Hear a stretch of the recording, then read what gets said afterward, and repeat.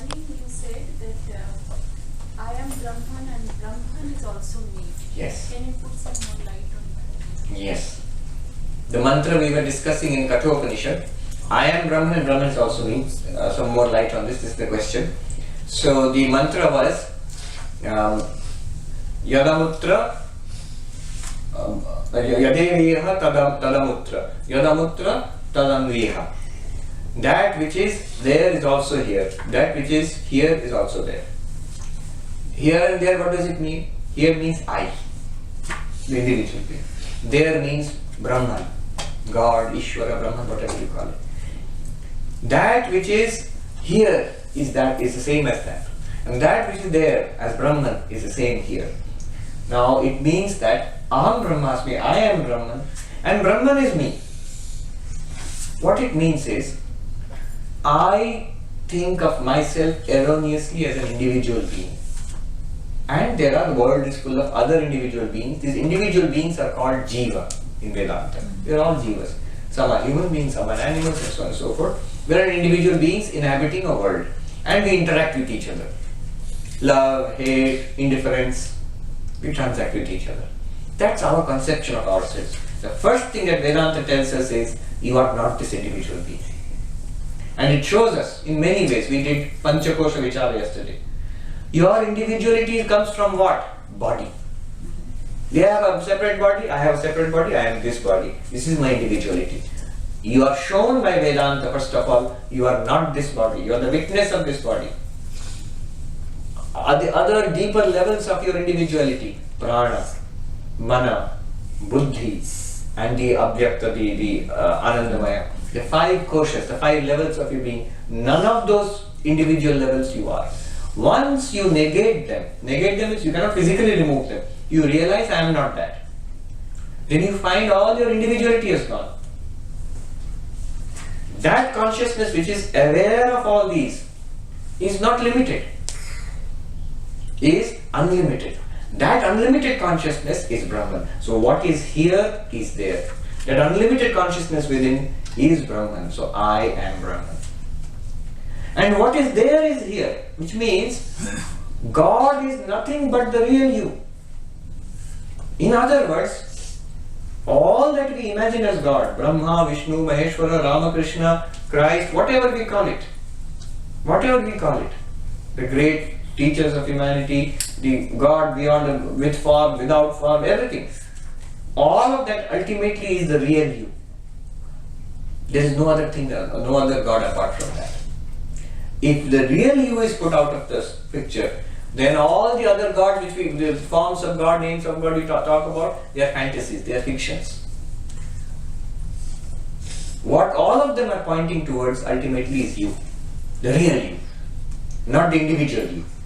The individual Mr. or Mrs. So and so is not God, though we may think so, I am God, but not in that sense.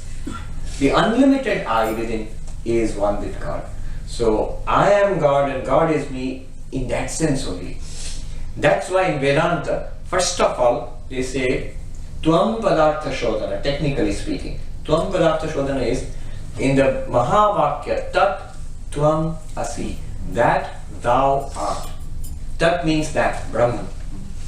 Tvam means thou, you.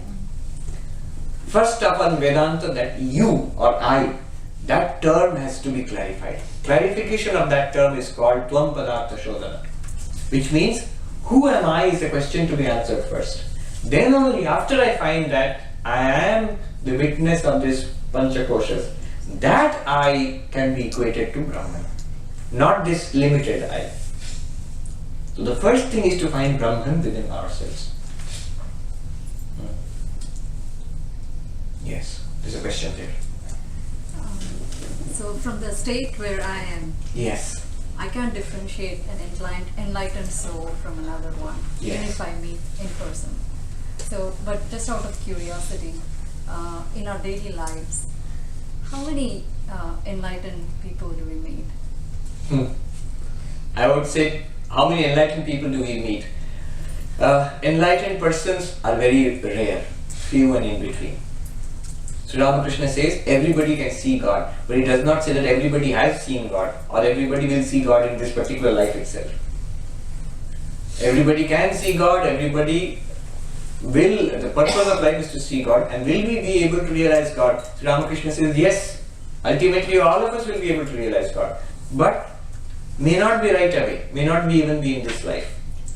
So he says, in Kashi, in Banaras, Annapurna, Annapurna's Bhandar is there where everybody gets food. You can go and get food here. He says everybody will be fed there, but some will get their food in the morning, some in the afternoon, some will have to starve till night to be fed, to get food in the end.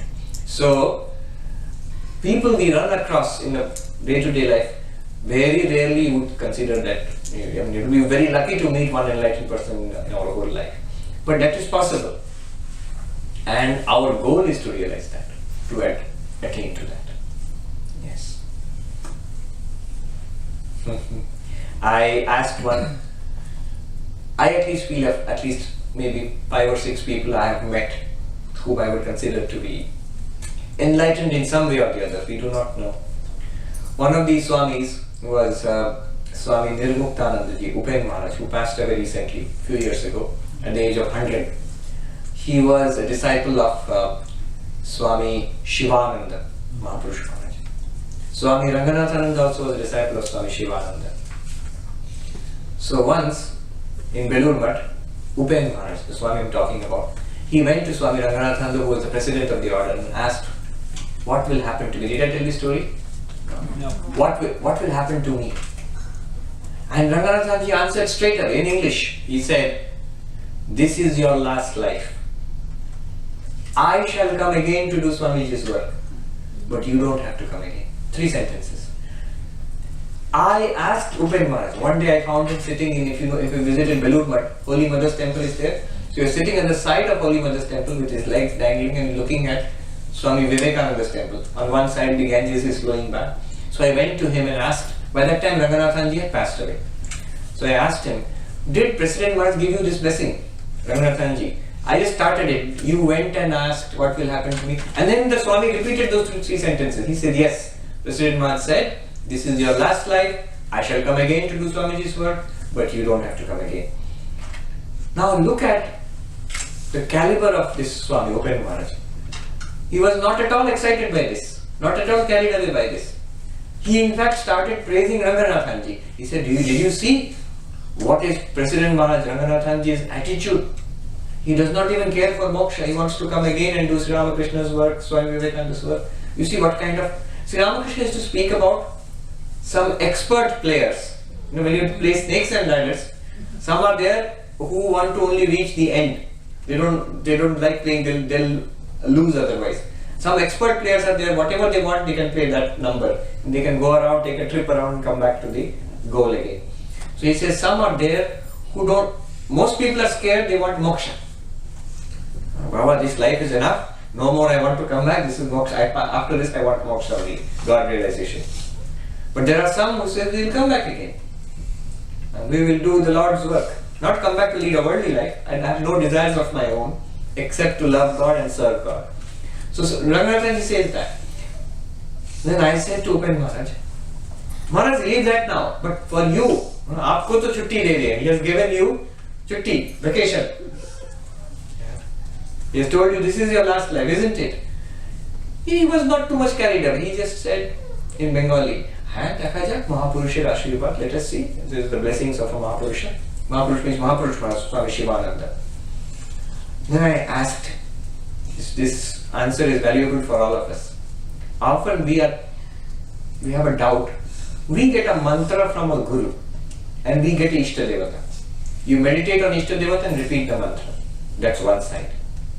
The other side is we attend so many classes on Vedanta, Gita, Upanishad, where we are told I am Brahman and all these things. How do you connect the two? How do you connect the two? So I asked him, what is the relationship between the Ishta Devata and Brahman? I asked. Brahman, Atman, the Atma. In Vedanta, Panchakosha Vichara, we are trying to reach the Atman, understand Vyut Atman. What is the relationship? And he replied, I had read this earlier, but I wanted to hear it from his mouth. He replied, haven't you heard Sri Ramakrishna used to say, Jejar Atma, Jejar Ishta Shetar Atma. Your Ishta Devata is your Atman. You cannot catch the Atman by itself, so you give it a name and form. That which you are meditating upon and repeating the mantra is the same thing you're trying to reach by the Panchakosha Vichara, by the Avasthatraya, by all these Vedantic texts. It's one and the same thing. One of them is with name and form, and that other one is beyond name and form. The reality is the same. Jejar Ishta Shetaratma. Your Ishta Devata is the Atman of Vedanta. Did you see I read a few lines from Omkara Vedyam today in the morning? Exactly what we read in Kathopanishad, Panchakosha Vichara. Koshantarastham, the one who is within the 5 koshas. Who is within the 5 koshas? Pure consciousness, you. That is God. He said that. But why I am saying all this, a real question comes next. So I felt that he is an enlightened person. So I should ask him. And I asked him, Swami, this Brahman everywhere. Oh, I asked him one more question. Enlightened persons, when they realize Brahman, you see Brahman everywhere in every experience. So how do they see it? Is it that there is a layer, a shadow of name and form, and Brahman is beneath that, or hidden by that? Like that they experience it. And he said immediately, no, why a layer? This is Brahman. Then I asked the actual question. So Swami, do you see it as that now, right now? Enlightened person or not? Look at the answer. He gave me a little story about Swami Jagadananda Maharaj, Holy Mother's disciple, who had translated the Great Master earlier. He passed away long ago. In his lifetime itself, he was regarded by many of the monks as a Brahmagyani. Realized so. Swami Buddhananda, who was head of Delhi Ramakrishna Mission, one day asked Jagadananda, the story he is telling me, asked Jagadananda, well, are you a Brahmagyani? People say you are a Brahmagyani. Are you a Brahmagyani? Gosai apni ki Brahmagyani? And Jagadananda ji with a sweet smile said, in Bengali, Ami bolle ki tomar vishwas hobe. If I say yes, will you believe it? If I say yes, will you believe it? Will it do any good to you? I immediately understood what the Swami was trying to tell me. So I said, alright, Swami, ultimately, it does not do much good to us. It's great to know that a person is enlightened. We at least see that, okay, it is possible. And one sign of that is you feel an upliftment. I was telling you those stories about Bhutesh Anandji and others. Every such person I've met, one common quality, they are all different from each other. But one common quality I noticed everywhere, you immediately feel an upliftment, a sort of holiness around it. It's wonderful, some feeling is there. And it lasts like a perfume for some time. It lasts. Maybe a few minutes, few hours, something like that it will last. That touch, that presence. That's a sign of at least spiritual attainment. I don't know if you can call it enlightenment or not. Let us be conservative. Let us not make big claims. But that is a good sign that the person is advanced in spiritual life. Maharaj, is that the sign of God exists? Yes. That upliftment you feel, holiness. In Vedanta, there is no problem actually. One Swami in Uttarakhand asked, another Vedantic teacher, another great Swami, asked, Ishwar ke astitva mein akatya praman dijiye, in Hindi. Give me an irrefutable proof of the existence of God. And the answer was immediate. Tumhara apna astitva, your own existence. This we can understand in Vedanta, not in any other approach. Because you yourself, within the 5 koshas, you are the same as God. Your own existence is the proof of the existence of God. The 3 arguments which Vidyaranya gave, when the question was, other than the 5 koshas, we don't see anything else. So where is this Atman? But who is experiencing the 5 koshas? You cannot deny that you are experiencing the 5 koshas. You cannot deny your own existence. Even the Shunyavadi, who says, I am void, nothing.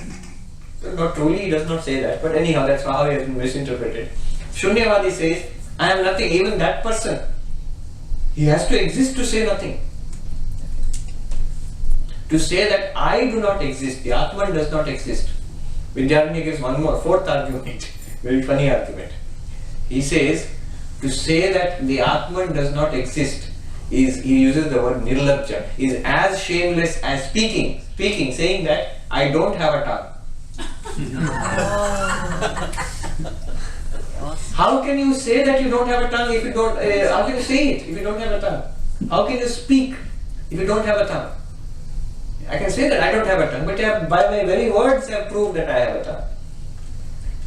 The Atman that Vedanta speaks of, if we understand it correctly, is indubitable, is irrefutable. And that Atman is God in Vedanta. How can you doubt the existence of God?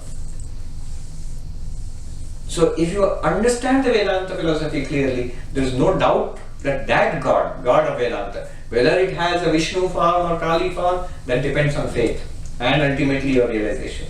But its very existence as pure consciousness, that cannot be doubted. It becomes really clear. Yes. This afternoon my wife and I were having a discussion regarding this cycle of birth and coming back to earth and all that. What happens to people who go to hell? They come back. They have a nasty experience and come back. Oh, the hell? Yes. So earth is better than hell? Yes. They talk of Chaturdasha Bhuvana in Hindu philosophy, not only Vedanta. 14 worlds in Hindu mythology. So there are heavens which are better than this world, and there are hells which are worse than this world. There are, we used to, in fact, Sri Ramakrishna used to play this little dice game, he would encourage the devotees to play. It was called Golok Dham. I remember that. Yes, and I have seen, it's an old Bengali, in a Vaishnava game I think probably, I have seen a sheet where they used to play with cowries, seashells. Yeah. I have seen that. It is there in Belur Math. Now very interestingly, the different places, you just toss it, you throw the dice and then you go, like snakes and ladders. So you move, sometimes you fall into hell, sometimes you go to heaven, and finally you reach Golok Dham, which is the abode of Vishnu. That's the goal. So it's a religious game. I mean, it's a game, but the theme is religious. Now the hells are described very nicely, pictures are there. Rasatal, Talatal, Mahatal, and ultimately Patal. Rasatal, Patal. And the description is very nice. A picture, in one, there is a huge cauldron, handa, and where all the souls are being roasted. And there are these demons with long ladles. They are putting boiling oil and dipping you in boiling oil. The person who has gone to hell. You say, but we'll die. You can't die, you're already dead.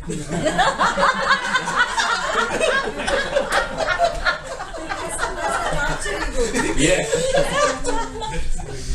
So all the papa karma if they have done, it will be exhausted by that suffering in hell and then. So that's the idea. The cycle of birth and death. So very interestingly, this is the idea in not only Hinduism, all schools of Hinduism accept this, multiple lives and going to heaven and hell and all that. Ultimately the goal is not to avoid hell and go to heaven. That's not the goal in Hinduism, in Vedanta also. The goal is to come out of this cycle. That you come out of it only by realizing your infinite nature as God. It's only because of our finiteness.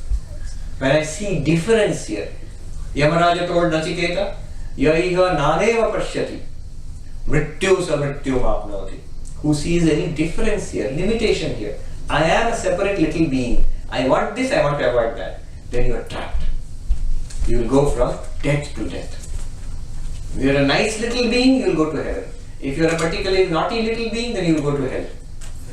And so, this will go on until we get liberation. Buddhism accepts it. There are a variety of hells. Jainism accepts it. All Indian religions, they accept it. And the Semitic religions also accept, but in a more limited way. There is one heaven and one hell.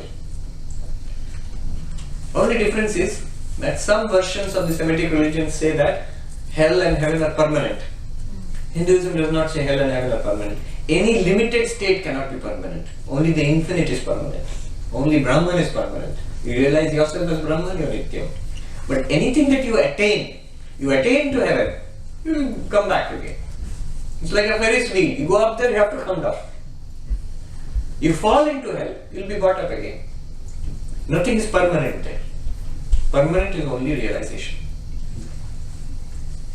So what was? Yes. What was the third boon Nachiketa wanted? Can you please? This one, third one. What is the nature of the Atman? 3 boons. First boon was my father should not be angry with me when I go back. Yeah. So Yamaraj smiled, I think he said, okay, you'll go back, your dad will love you. Second one was the best fire sacrifice, yajna. So Yamaraja taught him that fire sacrifice by which he can go to heaven. The conventional religion of those days, all the grown-up people are doing it, let me learn the best one. So he got that. Now the real question was the third boon. That what is the nature of this self, Atma? That is the question. That was the question. Yes. I just got this little term that we were talking about Atman Yes. yesterday, that we cannot see Atman because We are the Atman. the Atman and we are the subject. We cannot see the Atman, which is consciousness. How can we see God, which is pure 100% consciousness? What the same pure consciousness. So when you say that, that's a good question. You keep talking about seeing God, seeing God. Sri Ramakrishna also saw God. But you say that God is also the same as the Atman. Brahman is Atman. And Atman is pure consciousness. And you have also said the Atman cannot be seen, cannot be an object of knowledge. Now, isn't it contradictory? God, you are saying you can be seen. Atman cannot be seen because Atman is the pure subject. Now next you are saying God and Atman are the same. Then how? It's a good question. The answer is this. That whenever you talk about seeing God, Sri Ramakrishna sees God. What does he see actually? He sees that same Satchidananda pure consciousness with a name and form. As Kali, Divine Mother. That's a name and form. Ultimately, Vedanta will say the name and form are not true. The Satchidananda pure consciousness is true, which is the subject, which is one with you, which cannot be seen as an object. So when you see God, you see that same Satchidananda with a name and form. As Shiva, as Krishna, as Christ, whatever. So when you take a mantra from a Guru, Guru will give you Ishta Devata with a particular name and a form. That form you can see because it is a form. You can have a photograph, you can have an image, you can meditate upon it, you can conceive of it. But what you are doing there is the name and form. It's not the pure consciousness, it's not the subject itself. That will be realized finally. But before that, you can actually have visions of different gods and goddesses. All those are names and forms. Are they ultimately real? No. Advaita Vedanta will say, though even those forms of gods and goddesses are not ultimately real. Why? Those experiences come and go. Whatever comes and goes is not ultimately real. You had darshan of, say, Vishnu. So is it the highest? No. Did you have it all the time beforehand? No. You got it, you saw it, then it went away, right? That which comes and goes, how can it be Brahman? So name and form is experience. And the experience goes away and you retain a memory of that. That's a wonderful, holy experience and we are not denying that. Vedanta does not deny it. You can get experiences of different gods and goddesses and certainly, are they real or not? They are as real as this world. We consider this world to be real. The names and forms of gods and goddesses are as real as this world. What do you mean by that? Is there anything more real than this world? Yes. Satchidananda Brahman, existence, consciousness, bliss, is the ultimate reality. There you and God are one. There is no name and form. Yes. Then how do we experience Nirguna Brahma with no attributes, no gunas, nothing? Yes. How do we So experience? the only way you can experience that is never as an object of experience. You will see every time they speak about attainment of Nirguna Brahman, the highest experience, they call it experience. But what do you see in the description? That the subject and the object have become one. You go beyond consciousness, ordinary consciousness. The person merges in Nirvikalpa Samadhi. All this kind of language is used. Never does he say, I saw Nirguna Brahman. You cannot. If you saw Nirguna Brahman, it's not Nirguna Brahman. Something else. It may be very good, but it's not Nirguna Brahman. Did you see it? Yes, I saw it. Then it's not Nirguna Brahman. Because Nirguna Brahman is the seer. Is you yourself, the one which is seeing. Then what is the proof that it exists? You can tell me now. Yesterday we at least 3 proofs. We gave, Vidyaranya Swami gave 3 proofs. Because you are Nirguna Brahman and you do not doubt your own existence. I exist. How do I know Nirguna Brahman then? Same, that second proof that Vidyaranya Swami offered. How do I know consciousness? How will sugar be made sweet? How is water made sweet? By adding sugar. How do I know this thing? Through consciousness. By bringing it into relation with consciousness. This is known. This object is known. How is consciousness known? By itself. How is sugar sweet? Do you have to add sugar to make it sweet? No. Everything else you have to add sugar to make it sweet. But sugar itself you don't have to add sugar to make it sweet. Similarly, everything is known because of consciousness.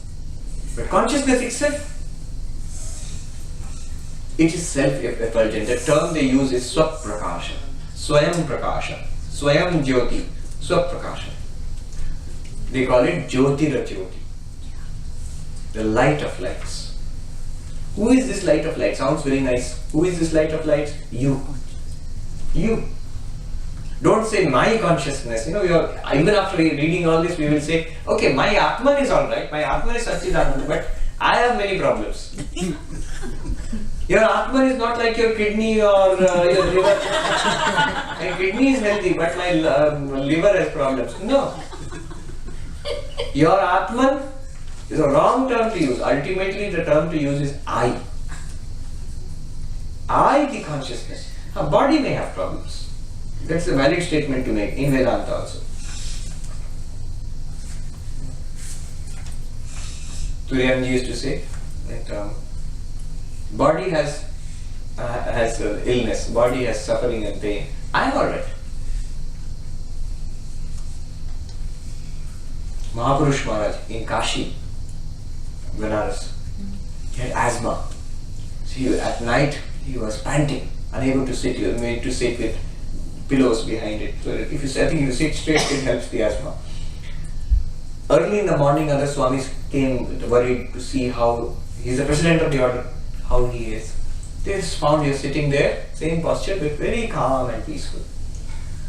And they asked him, how are you today, Swami? How are you, Maharaj? He said, last night Baba Vishwanath came. Benares, Baba Vishwanath eshe duti ke alada kore diyeche. Baba Vishwanath came and separated the two. That's all. He did not explain what is the two.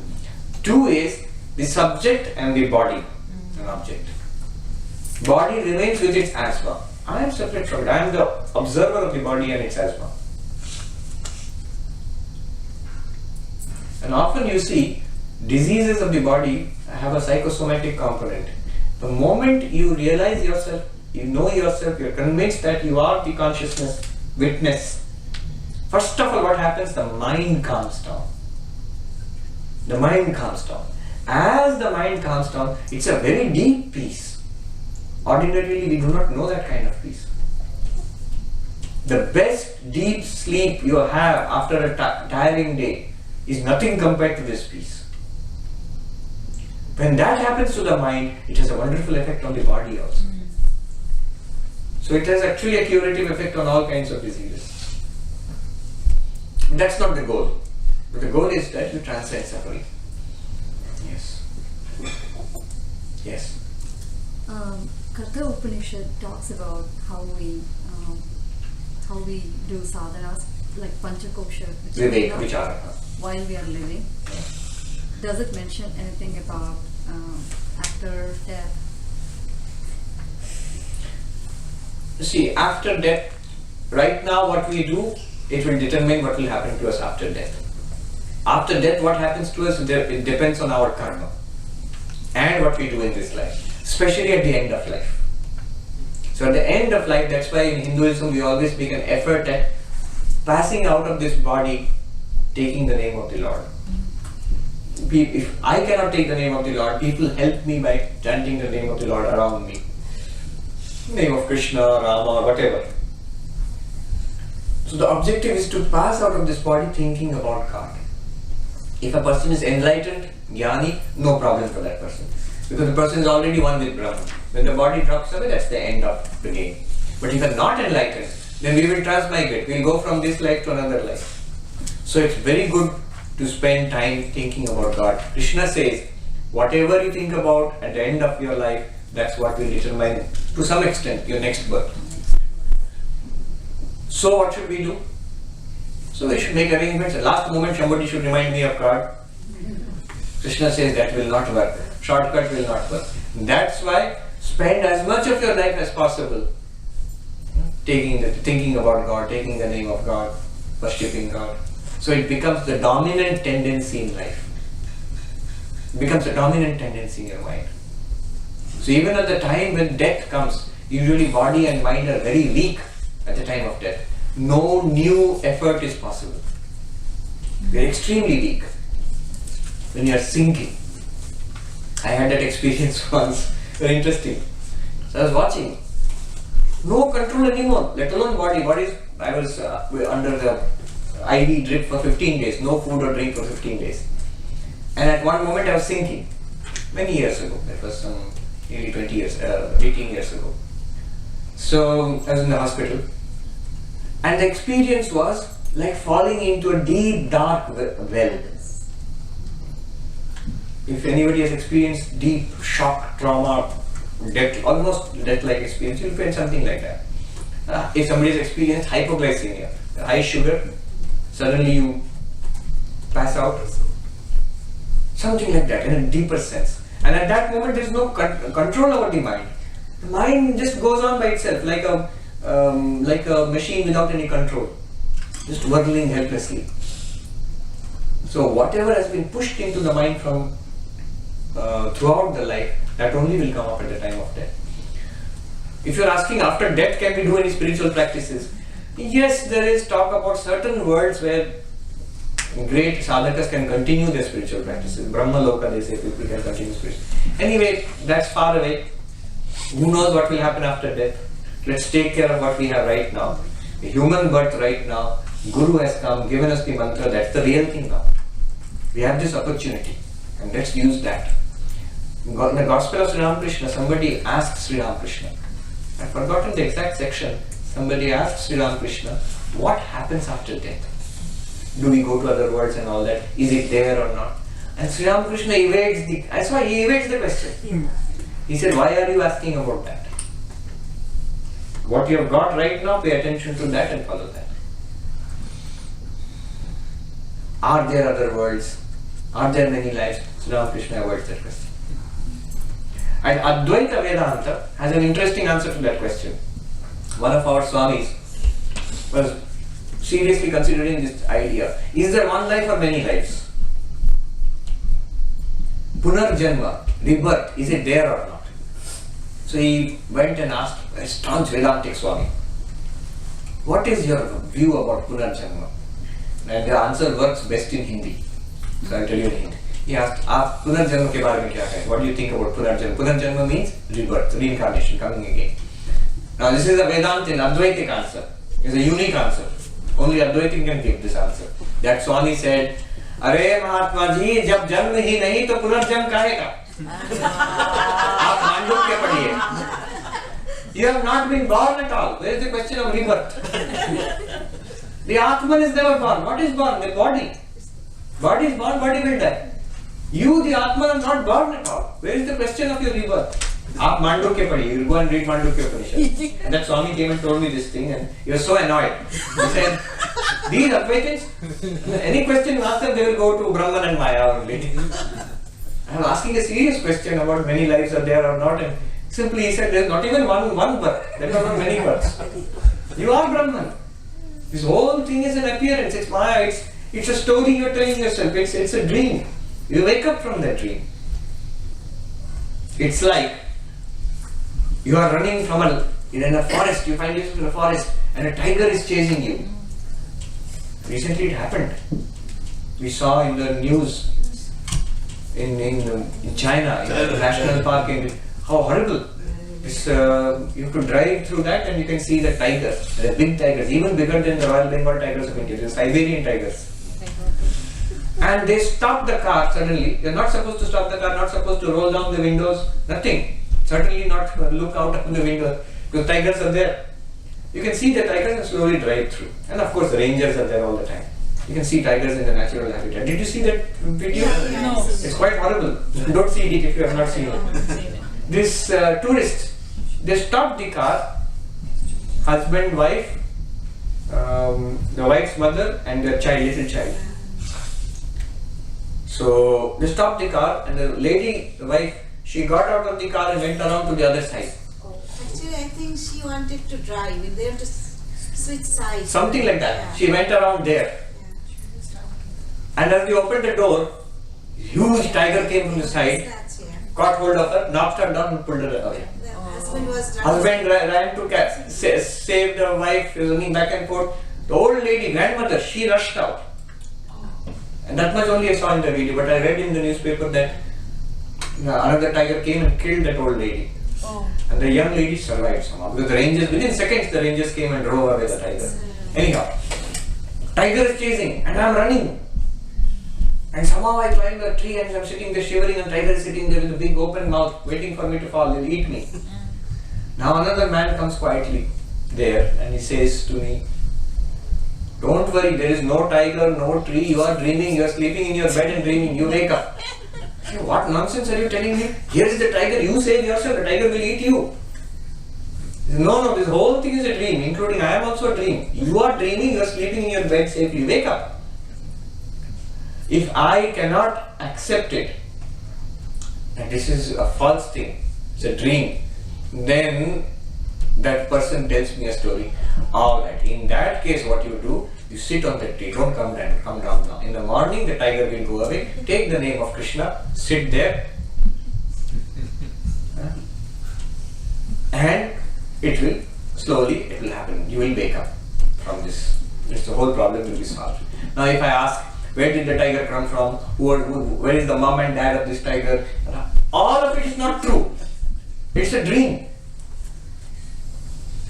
What will happen tomorrow when the tiger goes away? There is no tomorrow, no tree, no tiger, none of it. Similarly, the Advaitin says, "Jab janma hi nahi to punarjanma kahega." So, Vedanta, Sri Ramakrishna used to say, "Khali peta dharma hayega." You cannot have religion on an empty stomach. You cannot have Vedanta on an empty stomach also. So, delicious food is waiting for us. So, let us end today. Om Shanti Shanti Shanti Hari Om Tat Sat Shri Ram Krishna Arpanamastu. Had a wonderful time here. Such an audience. You cannot run away. Thank you. What is usually We have a concluding song. we have a concluding So, shall we have that? Can we have that one? Certainly, certainly. Okay.